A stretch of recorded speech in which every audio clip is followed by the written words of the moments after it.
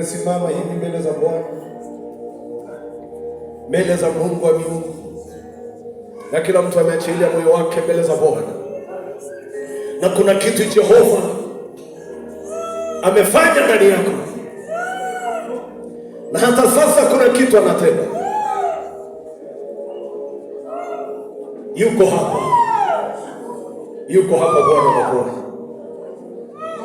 yuko hapa Bwana wa Bwana.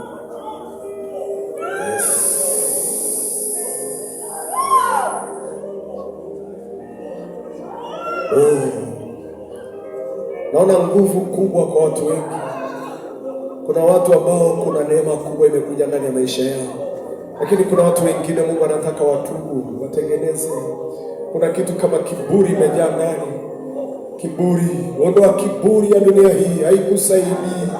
Ondoa hiyo kiburi, ondoa hiyo kiburi, ondoa majivuno, ondoa kusema watu vibaya, ondoa chuki, ondoa ili Mungu asimame na wewe, maana Mungu anataka kusimama na wewe, lakini kuna roho nyingine inakuwa ndani, inazuia Mungu asikupiganie, inazuia Mungu asisimame na wewe. Ondoa roho nyingine mbaya ndani yako. Yes, Lord Jesus. Asante Bwana kwa uaminifu. Kama umewahi kumsema mtu vibaya, mtumishi wa Mungu, watu wengine umewasema vibaya, umewachafua, safisha moyo wako dakika chache, ili unapotoka hapa madhabahuni utoke na kitu, uchukue wingu lisilo la kawaida na Roho Mtakatifu na kwenda kukupigania. Uko chini ya mkono wa Bwana ulio hodari hapa, na huo mkono wa Bwana unaenda kutenda katika maisha yako. Mwambie Bwana, ni rehemu na tubu Jehova, na tubu, nimepata neema hii ya kufika chini ya mkono wako ulio hodari, chini ya miguu yako, na nyenyekea, na tubu, natengeneza Bwana, na tubu na kutengeneza mbele zako, na tubu na kutengeneza. Natubu. Mwambie Mungu natubu. Mwambie Baba natubu. Mwambie Baba natubu. Mwambie Baba natengeneza. Mwambie Baba natubu mbele zako. Natengeneza.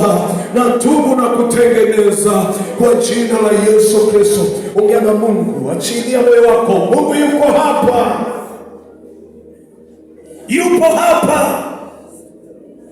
Tengeneza roho ya madharau, roho ya kudharau, roho ya kiburi, roho ya chuki.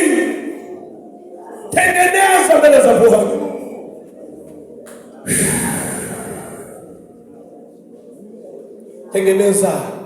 Tengeneza. Achilia moyo wako, tengeneza. Achilia moyo wako, tengeneza. Achilia moyo wako, tengeneza. Achilia moyo wako, tengeneza. Achilia moyo wako, tengeneza. Tengeneza mbele za Bwana.